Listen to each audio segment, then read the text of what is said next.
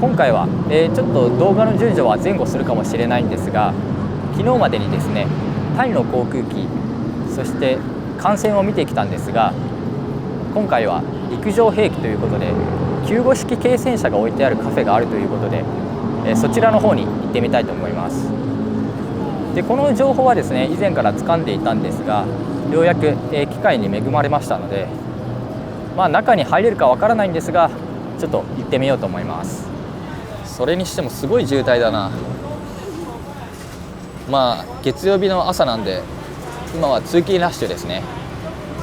で交通手段としてはですね、僕は、バイクタクシーを利用します。なぜかと言いますと、僕普段からタイで活動するときはバイクタクシーがメインなんですが、このカフェがある場所っていうのがですね、最寄り駅から結構遠いんですよね。それだったらもう最初からバイクタクシーを利用した方が、安上がりなんではないかということで、もちろんそのホテルがある場所にもよりますけど、僕が滞在しているホテルからだとバイクタクシーの方が早いし安いので、バイクタクシーを、利用したいと思います。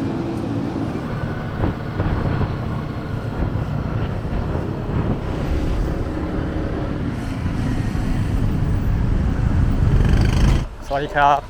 อันนี้ที่ไหนครับที่นี่มันเป็นวิทยาภาดีไซน์4เป็นศูนย์นักศึกษาชายทหารครับพวกที่ว่านักเรียนเรียนระดับตรงไปเดี๋ยวซ้ายครับครับโอเคครับขอบคุณครับ一応目的地に着いたんですが、なんか入り口が違かったみたいですね。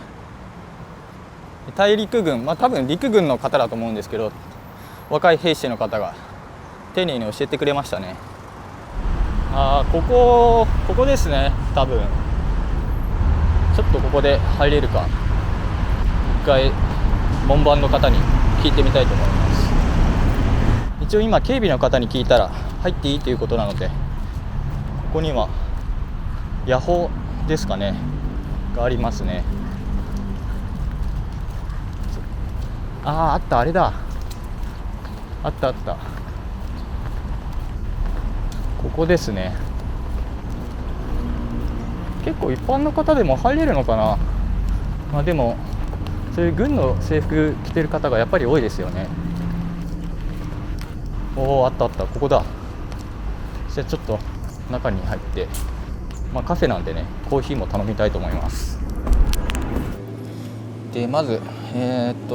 コーヒーを頼みまして、僕が頼んだのはアイスカフェラテですね。1つ70バーツですね。別に若干高いかなっていうぐらいで、でもそんな別に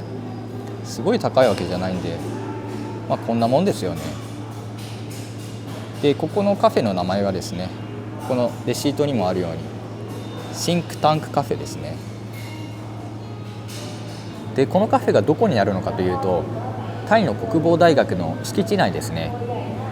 でここは国防大学ですから軍の関連施設なので、当初僕はここ入れるかどうかわからなかったんですが、どうやら一般の方でも入れるみたいですね。でカフェの中はですね、国防大学っていう性質上やっぱり軍関係者の方が制服を着た方が多いですね。でまずはですね、この救護式軽戦車を見ていく前にですね、カフェなんで、コーヒーをいただきたいと思います。コーヒーも結構美味しいですね。ただやっぱりタイっていうか東南アジアあるあるなんですけど、すごい甘い。さてここでなぜタイに救護式軽戦車があるのかを簡単に解説していきたいと思います。19世紀後半、タイ周辺諸国はイギリス、フランスの支配下にあり、イギリス・フランス双方はタイへの進出姿勢を見せ、タイにも植民地化の危機が迫っていましたが、1896年、直接的な衝突を避けたかったイギリス・フランス両国は、タイを緩衝地帯とする英仏宣言を締結しました。植民地化の危機を逃れたタイですが、強大な軍事力を背景に、イギリス・フランス双方から不平等条約の締結や領土の割譲をたびたび要求され、タイはそれをのみ、いわば領土を切り売りすることによって独立を保っていました。特にフランスからは、多くの領土を武力をもって強引に奪われた上に、自尊心も踏みにじられ、屈服を強いられたことから、フランスに対しては強い憎しみを抱いていました。1940年6月、フランスはドイツに敗れ、ドイツの傀儡政権ともいえるビシー政権が発足。タイはフランスに割譲された仏印領内の失地回復を長らく望んでおり、新たに発足したビシー政権のフランスに期待し、領土返還を求めましたが、拒否されてしまいます。そして日本は親独のビシー政権の樹立を受けて、仏印からの援償ルート遮断などを目的とし、1940年9月に北部仏印進駐を開始。さらに日本は資源獲得を目的とした南方進出の足がかりとして南部仏印進駐を企図しており、タイはこれを深く危惧し、日本軍が南部仏印にまで進駐してしまうと、タイは同領域内の失地回復が困難になると考えたことから、領土奪還に向け一刻も早く行動を起こす必要がありました。領土返還の要求を拒否されたタイですが、フランスがドイツに敗れ弱体化したと見たタイは失地回復の好機と捉え、タイは武力をもって奪取することを決断し、兵器の調達に着手します。当時の大陸軍の兵器のほとんどがヨーロッパから調達されており、戦車についてはカーデンロイドマーク6やビッカース6トン戦車など、主にイギリスから購入していました。イギリスはタイの失地回復に同情的でしたが、仏印との領土問題に対して現状維持を主張するアメリカの支持なくして、単独でタイを支援する力はありませんでした。逼迫した状況に置かれながらも、またとない失地回復の絶好の機会を逃したくないタイは、速やかに軍備を増強する必要があり、そこで頼りにしたのが、明治維新以降、急速な近代化を成し遂げたアジア一の兵器開発能力、製造能力を持つ大日本帝国でした。タイは明治中期に独自の小銃の製造を日本に委託しており、大正後期には新たな小銃を日本から調達していました。それまで小銃やその弾薬など小規模のものにとどまっていましたが、1934年のタイ海軍の大規模な軍備拡張には数多くの艦艇を日本へ発注し、両国は軍事的関係を深め、タイにとって日本はアジア唯一の兵器供給国となっていました。当初タイは日本の力を借りれば、その代償として大きな見返りを要求されると考え、また日独伊三国同盟を締結したことで、日本とイギリスがさらに対立を深める中で、中立を維持したいタイは、日本への接近には慎重でした。しかし、イギリスの援助を受けられない今、日本を頼るしかありませんでした。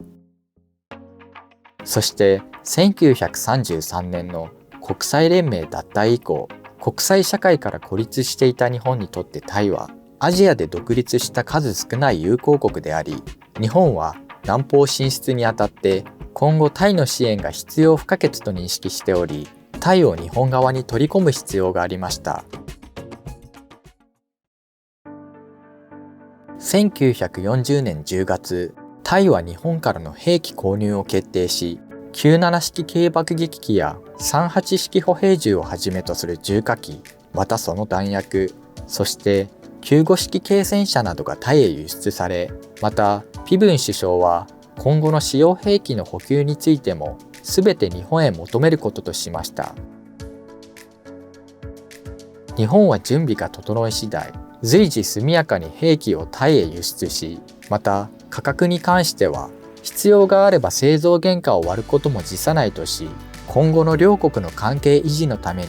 特別に取り計らいました。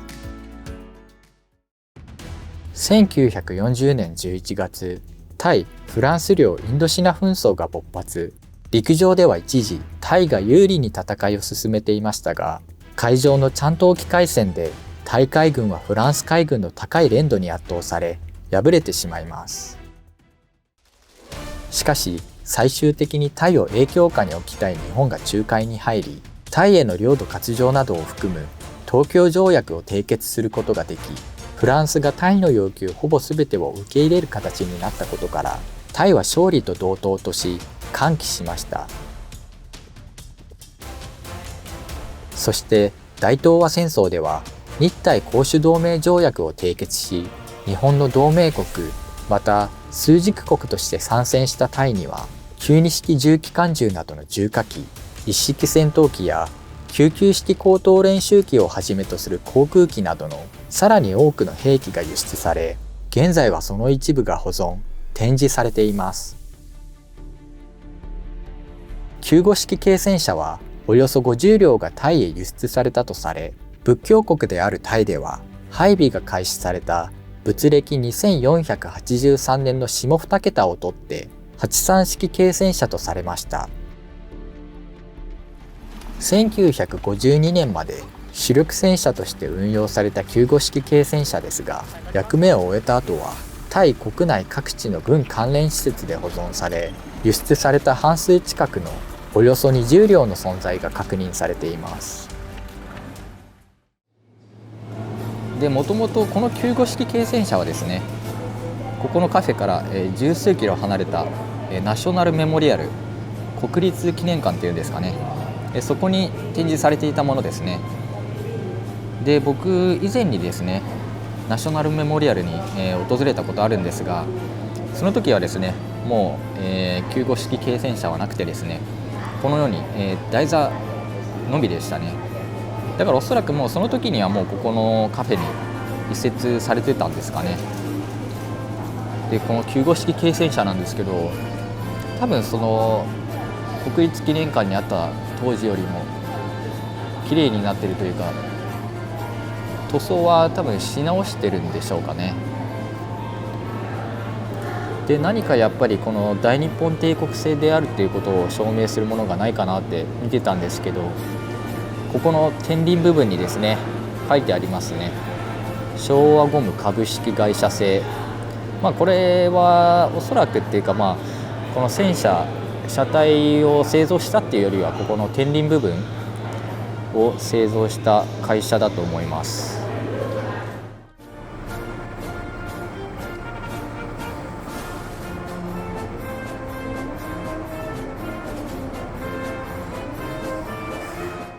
で、いつでしたっけ、稼働する95式軽戦車がイギリスから里帰りしたっていうのは一昨年でしたっけ。で、実はですねタイにも1両だけなんですが稼働する95式軽戦車があるんですね。発動機は新しいものに変えられちゃってるんですが、もちろんその稼働する95式軽戦車っていうのも貴重なんですが、このカフェの中にあるっていうのがなかなか味わえない体験だと思いますね。ここにはちゃんと説明板もありますね。ライトタンクタイプ95ハゴー。ここに一応95式軽戦車ハゴーって書いてあるクッションが販売されてますけど、ちょっと持って帰れないよな。これは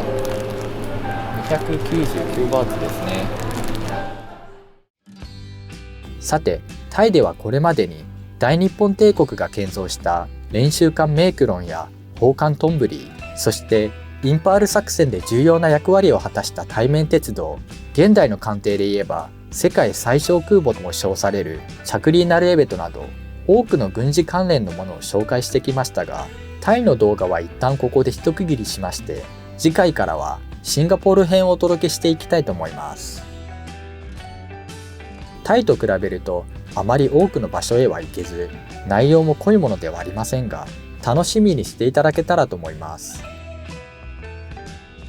またこれからもミリタリーをテーマとした旅を引き続きしていこうと思いますので、興味を持たれた方や応援してくれる方などはぜひグッドボタン、チャンネル登録よろしくお願いします。